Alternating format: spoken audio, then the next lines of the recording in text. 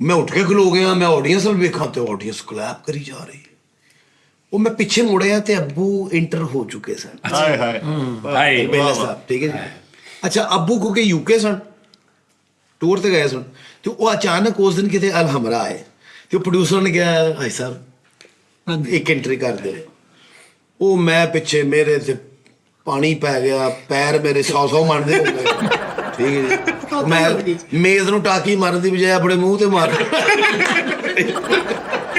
हत्थ पैर मेरे फुੱਲ गए। तो मैं तो मैनू आके कहते बेटा जी तुसीं इत्थे हुंदे हो?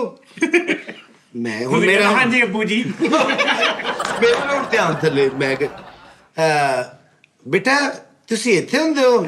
ਮੈਂ ਕਿ ਜੀ ਇੱਥੇ ਹੁੰਦਾ। ਅੱਛਾ ਤੁਸੀਂ ਉੱਥੇ ਨਹੀਂ ਸੀ ਬੇਟਾ?